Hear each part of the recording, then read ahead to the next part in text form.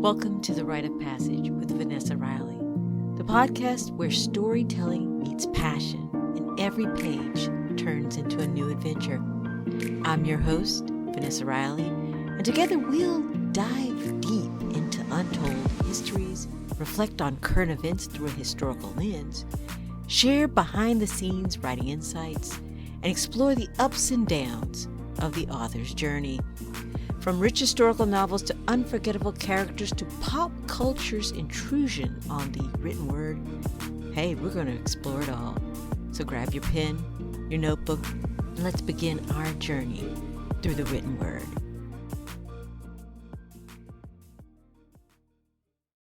Let's start your rite of passage. A seat at the table, or not. We all want to belong, whether it's for our intellect, our stance, or even our looks. We yearn to be chosen for who we are or for who we might become.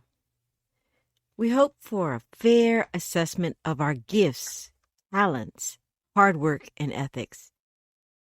So when we're overlooked, dismissed, or flat out ignored, it hurts. It feeds our doubts. When it's pervasive, it claws at our pride like eagle's talons, stripping us down until there's nothing left but scabs. We smile, we send off polite emails and make gracious calls, pretending it doesn't matter. We lift our chins and say, "You are not worthy of my time or my presence." But in secret, we ache. We bleed anew, reliving the cost of the blood, sweat, and tears it took to get here.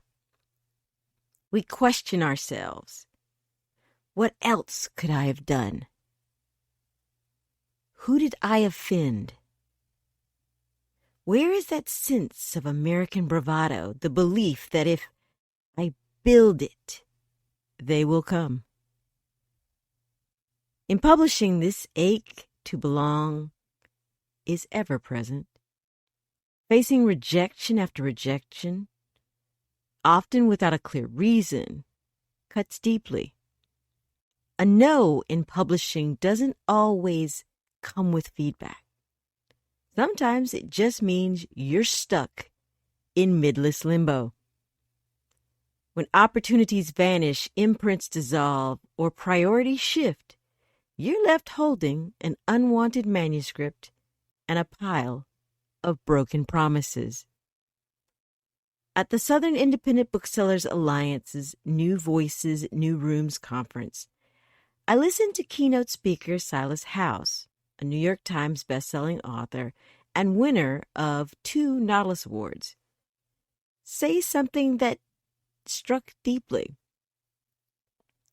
There are many ways to burn books that don't require matches.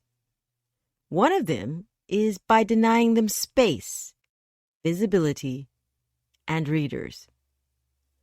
Sometimes rejection doesn't come as a loud no. Sometimes it's silence, unanswered emails, delays, misdirection.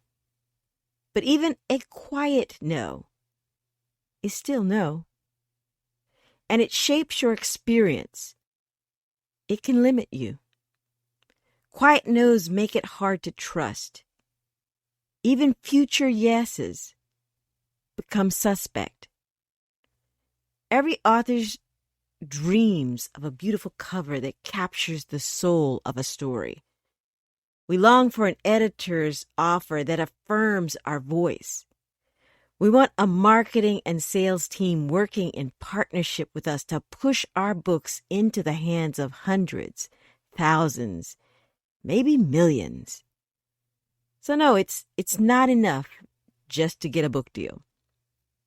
We want a seat at the table, because a publishing contract without editorial support, marketing strategy, or visibility often isn't worth the paper it's printed on. It's like being proposed to with a ring, but instead of a grand wedding with a 25-foot train of lace and sequins, you rush to City Hall under gray skies, muttering quick vows with no photos to prove it ever happened. Fire, Sword, and Sea is my 29th book. While that's a triumph worth celebrating, it's also a sobering reminder of what I've learned, the good, the bad, and the anemic. Silas House also said, artists from gated places have to act as role models. And from my experience, I'll tell you this. You are worth courting. You're not a cheap date. When access is limited, our very presence becomes defiance. Our work becomes resistance. Our words through books, essays, and podcasts speak truth to power. Our stories are meant to light the dark. At that same conference, Angie Thomas and Nick Stone joined the conversation. Two beautiful authors who, it seems, some want to take their seats away. But they reference Beyonce, who said, never ask for permission for something that belongs to you. That's the truth at the heart of this essay. We've been asking for a seat as if our worth needs outside validation, as if we need permission to matter. Stop asking.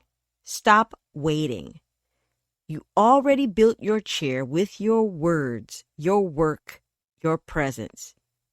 You've earned your place. Yes, we want a public seat. It's about power, visibility, and the right to shape the narrative. I get that. But I challenge you to claim your worth. Understand you have built your chair with your work, and that you have the right to sit without asking anyone for permission. Books to help you recognize your chair are A Parchment of Leaves by Silas House is a beautifully rendered novel about Appalachian life, loyalty, and cultural dislocation.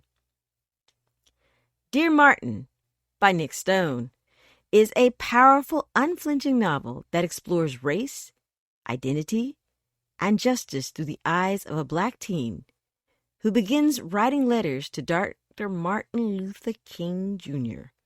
after a traumatic encounter. The Hate You Give by Angie Thomas is a breakout novel that centers on Star Carter, who bridges two worlds and finds her voice amid systemic injustice. This week, I'm highlighting Hub City Books through their website and bookshop.org. Hope you love the cover of Fire, Sword, and Sea. Hey guys, help me build momentum for this historical fiction. Please spread the word and pre-order this disruptive narrative about lady pirates in the 1600s. This sweeping saga releases January 13th, 2026. The link on my website shows retailers large and small who have set up pre-orders for this title. Show notes include a list of books mentioned in this broadcast.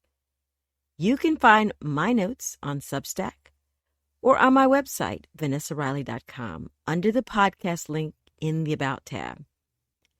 If you're ready to move with purpose and power, hit the like button and subscribe to Rite of Passage.